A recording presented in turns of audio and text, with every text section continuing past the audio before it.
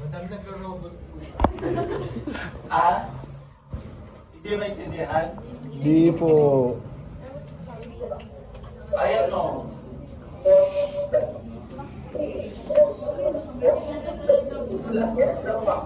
Mamala po.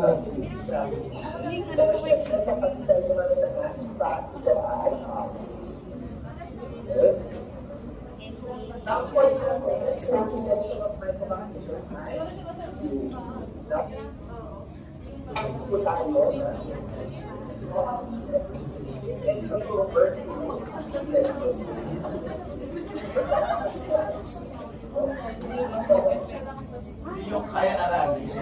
Hindi po. Mahirap. Opo. Ang dami. Sobra. Okay, basahin nyo na lang. Okay, so let's have the Mycobacterium. This is the only acid fast together with Locardia in our bacteriology. Now dito, we're going to promise ng malam, no? Luminom lang akong tubig. Tingin mo na lang. Dito, we're going to discuss yung tinatawag natin Mycobacterium, plus of course, how we're going to collect a specimen sample, process the specimen, and identify Mycobacterium. Okay? Now, let's start with gel characteristics. Ang ating Mycobacterium. Paano kaya ito? Malas-alas naman. Lagi ng pagmanting. Nag-ready ba naman ako ngayon na may ako? Ginger tea. Tapos uminom lang ako. Biglang tinapos na. Kailangan daw po magpahinga. Hindi. Ilalaban ko. Wala. Pwede true or false na? Pwede. Write A if the present statement is Parang mas maganda pa rin yung ABC. Okay, let's continue. Now actually, this bacteria is non-motile, acid-fast. One of the general characteristics ng ating tinatawag na Mycobacterium is that they have the myconic acid, specifically the cell wall. Now, myconic acid or yung ating hydroxy-methoxy acid are identified, no, stained by our carboxyl, which is actually our primary stain ng ating acid-fast, particularly Mycobacterium. Now, remember na ang ating Mycobacterium cannot be identified by gram stain. Rather, they can be identified by what you call now acid-fast.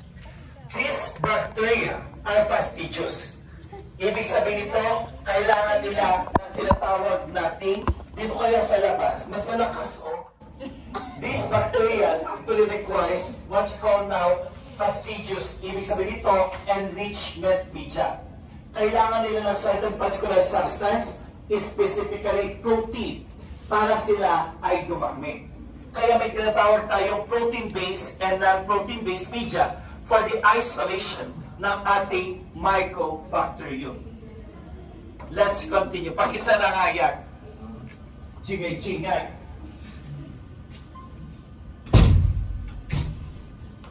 Okay. Take note of this particular staining. Nabanggit ko na last time. Your Zeilier cell is actually the hot method that requires staining. Ang purpose ng staining ay para makapenetrate ang ating carboxyl while swelling the cell wall. Whereas sa cold method, the carboxyl, meron tayong tergital, which is the wetting agent. How to identify the positive result? We can identify as red against blue background or red against green background. Now, makikita mo dito that this is the bacilli. And at the same time, they are slow growers. That's why they can require 2 to 6 weeks. Paano natin malalaman na walang growth?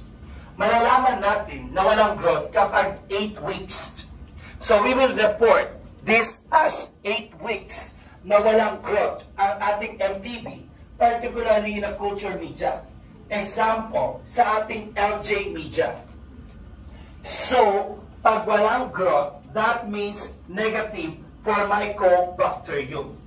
And take note, no? Mycobacterium leprae cannot be identified in artificial media, but they can only be identified in tissue culture. Example, footpads of armadillos. Hindi ko na kaya. Basahin nyo na lang yan. Ready. These are the pathogen under Mycobacterium. The first is Mycobacterium tuberculosis, followed is leprae, the third is ulcerans. Yan ang common pathogen isolated for Mycobacterium. Now, other potential pathogen. Mycobacterium avium are the one that causes immunocompromised patient, identified in the AIDS. Kansas CE, marinum is the swimming pool granuloma, then Sanope in birds. Another, we have Mycobacterium chelonae fortuitum complex for immunocompromised patient.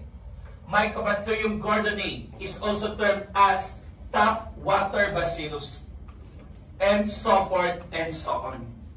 Sinabi ko yung mga ano ha. Now, for Mycobacterium tuberculosis complex, our bacteria, tuberculosis bovis, and at the same time, mais or Aviobacter cellulare, ito yung nasa tuberculosis complex. And even Mycobacterium africanum and bovis. Ibig sabihin nito, they have a certain particular infection related to this tuberculosis. Now, ang ating bovis, dito galing ang BCG. That is the vaccine for MTB. BCG stands for Bacillus of Calmette and Guerin. Okay? And at the same time, this bacteria, Mycobacterium leprae, is called Hansen's bacillus. This bacteria is actually, of course, no, kapag nagkaroon ng immunity, there is a production of antibody but not cell-mediated. Ibig sabihin nito, yung bacteria, hindi kayang ipag-isotose ng WBC natin. Pero, ang nagpaproduce lang, antibodies. Kaya nangyayari dito, yung bacteria nakalodge lang sa tissues or cells. That's actually Mycobacterium leprae. Now, Africanum, African. Microti, not associated with human disease, but they are considered to be zoonotic. Let's start with Mycobacterium tuberculosis.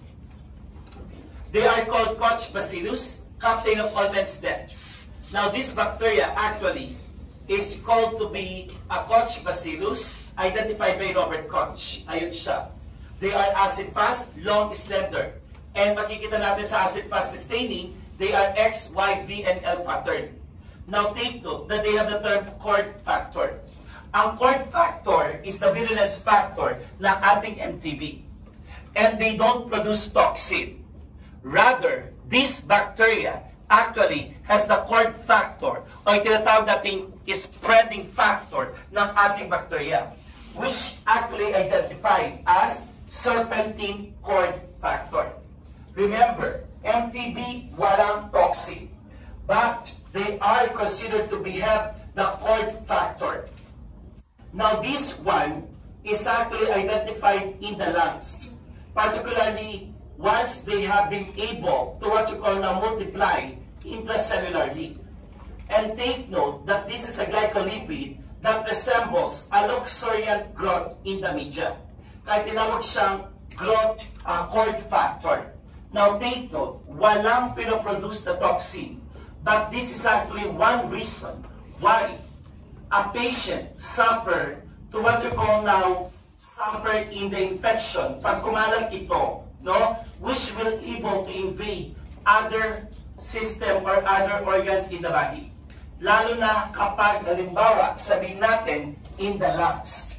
Okay? So that is actually for our cord factor. Now, for pathogenicity, meron tayong tinatawag na primary tuberculosis. We have what you call now fever, fatigue. The pathognomonic sign of our tuberculosis is hemoptysis. Worst scenario, kapag nagkaroon tuberculosis in the lungs, we can able to identify two types of lesion, the exudate and the granulomatous. Now take note that granulomatous is one of the serious type ng tinatawag nating infection of tuberculosis. From the term granulomatous, nabubuo yung bacteria in a certain particular lungs. After that, lesions will appear. This is actually highly infectious. Nakakatakot dito pag may disseminated or extrapulmonary.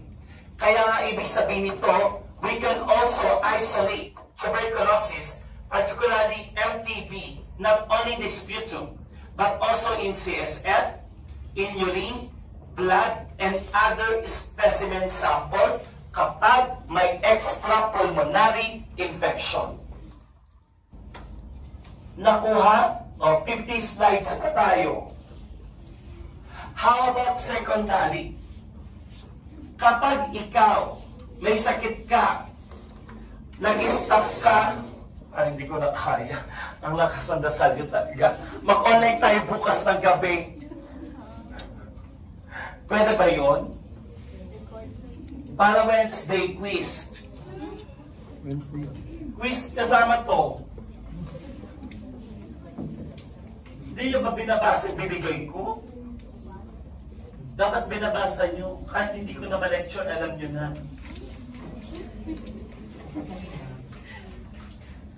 Pinupa ka sa pag-tubig.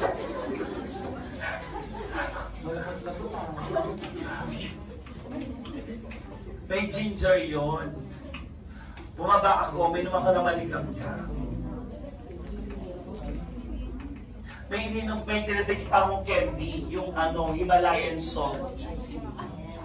Tapos kay Pakwa. Parang lumalala, parang gasan nyo, parang pinaghawak kamay kanina. Parang meron kayong mga seremonyang hindi ko alam. Parang kanina habang wala ako'y gumagulong. Meron kayong orasyon. Diyos ko, hindi ko matatapos ito. Napapaya. Laban. Okay? So, deactivation.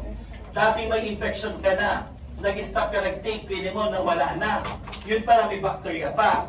Ngayon, bumaba ang immune system mo. Nagkaroon ulit ng reactivation. That is what you call now secondary tuberculosis. That is reactivation or reinfection. Pag sabi mong extrapulmonary, nagkaroon ng infection outside the lungs. Nakuha, that is extrapulmonary. And at the same time, makikita mo dito, droplet is one of the mode of transmission ng tuberculosis. After that, pupunta yan sa cavity. Now, this is actually what happened. May macrophages sa lungs natin. But the macrophages actually, kapag na-engulf yun ng ating macrophage, doon nag-multiply yung TB, yung bacteria. That's actually for what you call now tuberculosis, and they will invade cavitary tuberculosis. Nagkakaroon ng progression kapag nasa loob na yan ng lungs and within the alveoli. Kaya nga, pwede magkaroon ng activation sa mga immunocompromised patient. And hematogenesis spread and tuberculosis DNA detected in tissues by what you call now PCR. Now, your tuberculosis complex actually is a primary tuberculosis that can be acquired by droplet. Then at the same time, pag sabi mong droplet, halimbawa sabihin natin, nag-iinuman kayo, yung isa may TB, no? Ngayon, nakipag-inuman sa inyo. So, pwede pa ba lahat kayo ka-TB? Yes. Kaya nga sinasegregate nila yung gamit para hindi kayo magkaroon ng tuberculosis. Explain nyo. Halimbawa, may isa kayong patient sa bahay, i-explain nyo para hindi sila ma-depressed.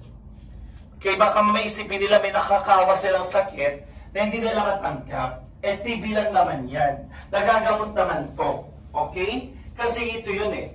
Ang nakakatakot dito, they can able to multiply deep lungs in the alveoli.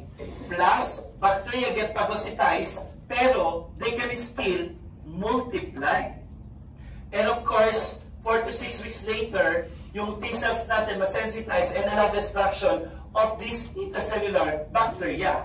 Pag maganda ang response ng immune system mo. Okay? Okay? That's actually for MTB. Now, makikita mo dito yung ating giant cell na may tuberculosis, but there is the activation of T cells. And makikita mo yung infected macrophage, dito sila nagpaparami. The lymph nodes, no, are also responsible for persisting mycobacterium in the mycobacteria in the lymph nodes, particularly primary lymph nodes. Kaya makikita mo dito, they are also involved in the post-primary disease. Para labanan, particularly in some cavitary lesions, specifically in our lungs, together with the T cells. Kasi, mahirap magkaroon ng development ng humoral antibody. Kaya ang ginagawa nila, they depend on the antibiotics. Diba? Ilang antibiotics sa isang araw? 4, 5. Kasi we call that multi-drug therapy. Kapag ang patient nyo nakaganyan na, umuubo, that's the reflex of coughing, nakaganon. Pero pag walang ubo nakaganyan, alam mo na, nakasyabu yun. Kasi nakaganon eh. Diba? Pag nakasyabu, diba? Tapos yun,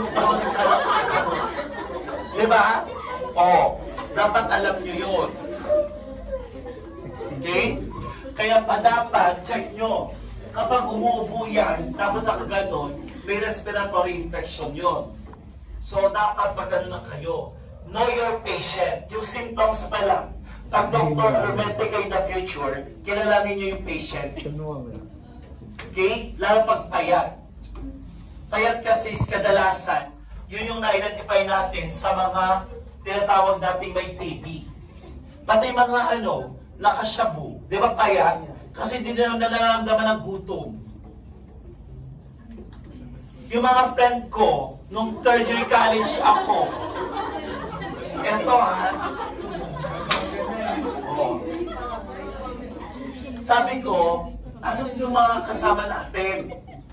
Alam mo ginawa nila, yung gagawin to. Third year college kami.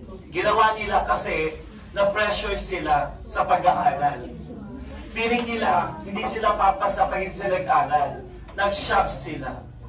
Para daw hindi sila makatulog. Ending, exam, tulog. Wala yung tulog. Wala, asa na sila? Exam na natin. Oh, wala. Kasi tulog. Nag-review sila pero tulog. Yung epekto kulang, yung kasi parang 2 days sila walang tulog. Why? Nagre-review ng back test sa kasisiwan. Kaya yung dalawang subject na hirap kami noon. Back test, sisiwan sa kahima. Huwag yung gagawin yan ha. Kasi yun yung even yung mga kakilala ko nagme-medicine, para daw hindi sila advocate sa duty. Makabili nga lang po yung Ha?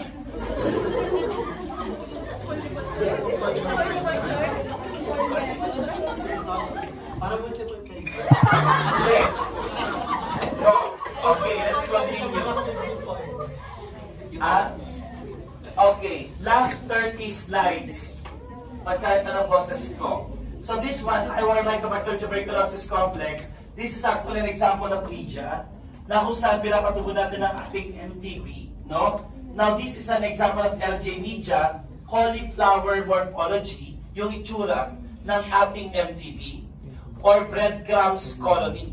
Plus, makikita natin dito that the activation happens kapag old age or immunocompromised ang patient or sometimes malnutrition. Okay?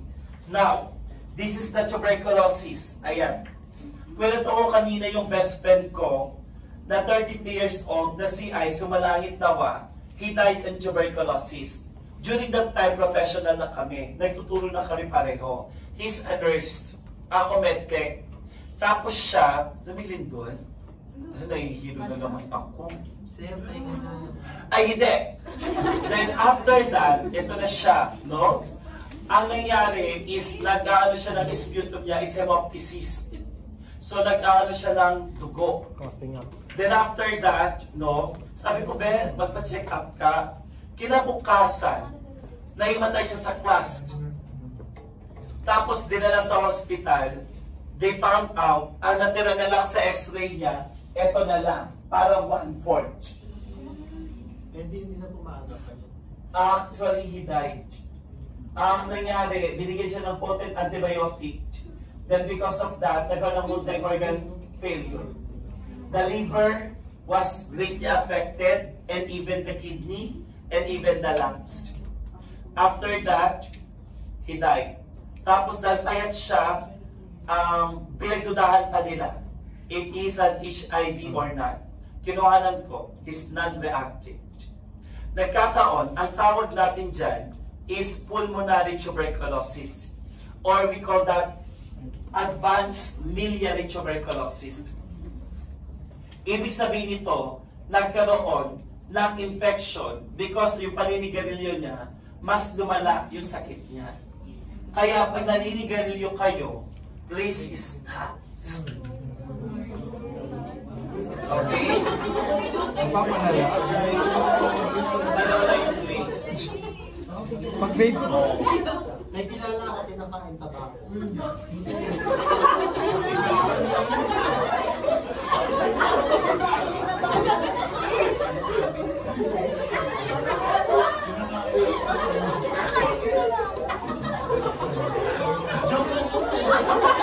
Nakain ka rin. Pero may ganun ba? Ang alam ko lang, kasi one time, I went in a bar. May isang sosyal na lalaki, gwapo pa nga to eh. Kinakat niya yung malalaking mga tabako. May cutter pa siya. Tapos ang taba ng tabako niya. Tapos talagang sosyal. Tapos isang lang yung tabak pa hindi niya kinakain. Pabalik na din yung ginagawang routine, pero mas mataas yung nicotine nun. Siguro yung pleasure. Mali pala ako sigarilyo. Sigarilyo pa din. Sigarilyo pa rin. Kinakain yung sigarilyas. Sige. Naglalokpan na tayo. Uwi lang tayo. Okay? Last 5 slides. Hindi na kaya. Now, ang worst scenario natin is that pwede magkaroon ng sa pulmonary invasion. Like, halimbawa, it will invade in other essential or vital organs in our body. Now, bago tayo pumunta dyan, we have this particular tuberculosis. Ito yung exudative. Makikita mo yun, these are exudative lesions.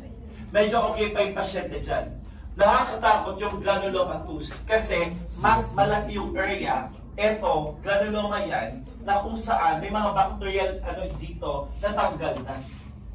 So, ibig sabihin nito, this can be identified in miliary infection. Okay, that's actually granulomatous. Ano pagkakaiba? Pag-exudate, acute infection pa yan. There are massive white blood cells, particularly PMN or neutrophil, plus edema fluid. Plus, there are some alveolar macrophages pa din. Pero, pag granulomatous, tubercle formation. Pag sabi mo tubercle formation, eto, may bacteria na dyan, may white blood cells na dyan, may fibrin, no? Na namumuo, nagmumultiply yung bacteria. Imagine, wala na kasing white to. This is an example of granulomatous, cheesy-like lesion or cassius-like lesion. That is your granulomatous, and it contains epithelial cells and connective tissue. Cassius lesion or cheesy-like consistency. That is your primary tuberculosis. Now, meron tayong tinatawag na mga dissemination, nangyayari ito kapag immunocompromised ang patient. Another, we have genitourinary tuberculosis. That's why we can identify, no, ang TB, particularly sa ihi. Why? Particularly sa mga may kidney infection related to PTB. Plus, there is pyuria. What is that? Increased WBC in the urine. Skeletal Patch disease, particularly in the spinal cord. So, ito yon. Patch, paralysis, lupus skin, scrotal lymph node. TB synovitis, bone, renal is kidney, genital tuberculosis, reproductive, TB, that is actually what you call now meningitis. It can lead to deterioration of the nervous system. In another, this is Patch disease. That can lead to paralysis. Why? Imagine, andito yung lungs mo, may TB yan. Pwede magkaroon ng infection dito. Imagine that. That is one reason kung bakit nagkakaroon ng Pats disease. Another, lupus vulgaris, yung sipon niya, sputum, nandito, ayan, may bacteria. Or scrotula in the lymph nodes, because it participates in the infection control or mechanism. TB meningitis, nervous system, renal, tuberculosis. That's why we can able to use urine suspected for PTB. Then we have also other causative agent, bovis, bovine. Ginagamit ito for BCG development. Africanum intermediate between bovis and tuberculosis, but identified only in Africa. Now, treatment. Ang ginagamit natin, quadruple. Isoniazid is used for prophylaxis. Rifampicin, it can cause red urine. Pyrazinamide, ethambutol, and streptomycin. Ito yung program ng DOH, the DADS, na kung saan minomonitor nila yung mga patient na may tuberculosis para mabigyan ng libreng gamot. Next, rifampicin, DNA-dependent polymerase inhibition. Pyrazinamide, minimize the lapse and shorten the treatment. We have ethambutol, inhibits myconic acid in the cell wall. Isoniazid, DNA inhibition synthesis, and even myconic acid. Yan ang ating mga ginagamit. At yun nga lang ang mahirap dito pag nagkaroon ng resistant to these antibiotics. The treatment will be 6 months to 2 years, depending on the severity of infection. Okay? Sige, tapusin na natin. Treatment, 9-month course. Pero common yung 6 to 2 years. 6 months to 2 years. Treatment failures, why? Non-compliance, or it can lead to the development of drug-resistant bacteria. Now, we have the term MDR, multi-drug-resistant tuberculosis. Ibig sabihin nito, they are resistant with aminoglycoside, second generation, and fluoroquinolones. Pero pag extremely drug-resistant tuberculosis, that is a combination of several drugs, yung apat. Okay? That is for the treatment. Prevention, vaccination, BCG, Bacillus of Calmette and Guerin. Safety consideration. How do we identify in the laboratory? Kailangan, we need to identify, may PPE tayo lagi. Pag nakita mo na sputum yan, or respiratory sample, make it sure that we use PPE always, lalo na N95. Then after that, ito yung safety consideration, makikita mo in the laboratory, negative air pressure, separate from the rest of the laboratory ventilation para walang hawaan. And non-circulating ventilation system. Tandaan nyo to. Lumalabas siya sa board exam. Now, in the biologic safety cabinet, prevent aerosol. Ginagamit natin lagi yan. And decontamination of surfaces, disinfect using ultraviolet light. And of course, use proper disinfectant. Lahat, even in the areas like phenol, Sonrox or sodium hypochlorite, formalin, and phenol. Now, other precautions, disposable loops. Kailangan nito gumamit ng ito yung inaano ko, inisip ko. Baka kasi nagkaroon ng contamination dahil sa mga loops. Kaya dapat, pag Mycobacterium tuberculosis, disposable. Then, personal protective equipment should be used. Okay? And, what are the acceptable specimen for isolation of MTB? Sputum. How to collect? 3 consecutive days. Mag-mouthwash, toothbrush ang patient. Early in the morning, deep cup, expectorated sputum. That should be the sample. Or, pwede normal saline nebulized sputum, transtracheal, or BAL, bronchoalveolar swab or lavage, laryngeal swab, or FNAP. Fine. needle aspiration biopsy. Sa histopath nyo, di ba? F-naught. Okay? Di ba yan ang mga sample pag aspirated? Yung fine needle aspiration biopsy. Halimbawa, no? Sa lungs, aspirated, o kaya dito. F-nub yun. Hindi kayo pagko-collect, doktor. Then, pag extrapulmonary, pleural, gastric, cerebro, or CSF, stool, urine, and other body tissues. Ang dami pala, ano? So, yan yun. Reviewin nyo, basahin nyo. Now, what's the use of decontaminating agents? Ang dami pala, no? Wala pa tayo sa kalahati. Ang decontaminating agent, ginagamit natin to para ma-dissolve or ma-digest ang ating sputum. I remember, nung nag-process ako ng sputum, ginamit ko to para matanggal or ma-digest yung mga fatty acids in the sputum. Ihahalo mo lang siya sa sputum. Then after that, centrifuge. Now, sodium hydroxide, decontaminating agent and digestant. Ito ang pinaka-common sa lahat. The N-acetyl-L-cysteine, because this is a liquefying agent and eucalyptic agent. Others, benzalkonium chloride and oxalic acid. Pero oxalic acid, ginagamit din natin po para ma-decontaminate with Pseudomonas aeruginosa. Specifically, pag halimbawa, cystic fibrosis ang ating patient. That is actually for decontaminating agents. Now, concentration procedures. Pag halimbawa sabihin natin, gumamit tayo ng decontaminating agent, kailangan high-speed centrifugation para makakuha tayo ng large volume of specimen sample for culture and analysis. Treatment of sample with mucolytic agent, we get able to collect the sample rather than the mucus. That's the purpose of your mucolytic agent. Okay? Now, how can we identify 7:16 pa lang? Wala tayo isang oras. Tama? Sir, pinapauli ka lang. Hindi.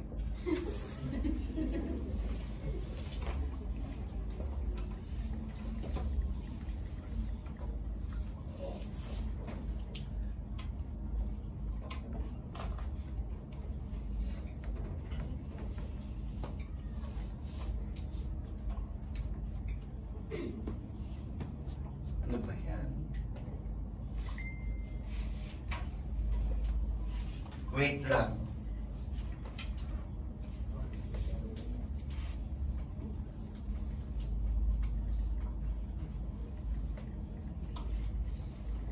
May bile esculin agar kayo. Ba't kayo magbabile esculin pa sila? Ipapa-identify ka sa bacteria. Pero tama yung nire-recommend nilang agar. Mahirap kasi identify yun.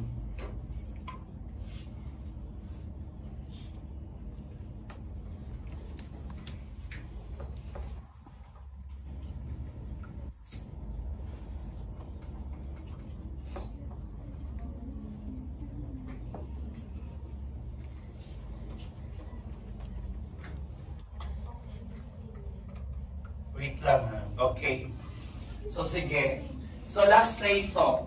So how to identify Mycobacterium? We can able to identify direct microscopic exam na kung saan actually pwede natin gamitin ang acid fast. Ito talaga pinaka-common. Some mention that this is one of the confirmatory tests aside from the PCR. So this one is actually one of the best way. Maliban sa ating acid fast, we can use fluorochromes or fluorescent stain aside from carbon-14, which is the acid fast. We can perform culture, tuberculin testing, biochemical testing, susceptibility test, and X-ray. So makikita natin dito sa direct microscopic staining, pag-prepare tayo ng spreading sample, 2 by 3 cm yung size ng ating smear. Then after that stain with our acid fast, then we will read what we call now yung tinatawag nating battlefield method. Diba? Ganito kayo magbasa ng Sa hima nyo. Di ba? Sa hima smear, battlefield method, that is actually per oil immersion objective. That is actually ganito siya, horizontal, paganyan, paganyan, or vertical. Then read 300 fields. How to report. Pag may nabasa kang isa, halimbawa sabihin natin, no? Pag may nakita kang isa, repeat collection. Kaya nga 3 consecutive days yun. Now, pag halimbawa sabihin natin, 1 to 9 per 100 fields, positive 1. Pag 1 to 9 per 10 fields, bilangin nyo, positive 2. Pag 1 to 9 per field, positive 3. Pag more than 9 per field, positive 4. Now, what is the indication? This indicates the severity of infection. The higher the number reported, that means na mataas ang severity of infection. Yan ang tuberculosis. Okay? And of course, other methods of alkaline staining na nabigay ko na ito noon. Like Pappenheim's, Lacticolis phlegmatis, Baumgarten's, lepre, and tuberculosis. Then, we have also the fluorochromistane. Ito yung ating oramine rhodamine. That's our fluorochromistane produces bright yellow-orange stain. Ito yung ating bacilli. Sir, what sample? Is sputum pa din. Next, we have also the quality control. How do we know na ito ay sputum or saliva? Sir, do we reject kapag ito ay saliva? Yes. Ano gagawin? Repeat collection. So, what do we know? How do we know if that is sputum or saliva? Please listen. Pag sputum, more than 25 ang neutrophils, less than 10 ang epithelial cells. Pero pag saliva, more than 25 ang epithelial cells, less than 10 ang neutrophils. Nakuha? That's how you differentiate saliva and sputum. So, anong gagawin namin, sir, pag saliva? Reject. Repeat collection. Kasi may grading scale na ginagamit so that they will able to reject or accept. How do we accept? Pag 0, lack of inflammatory, repeat collection. Next. Dami pa. Anong slide na tayo? 55 na. Kahit nyo pa? Okay, hanggang dyan na lang tayo for tonight. So, announcement.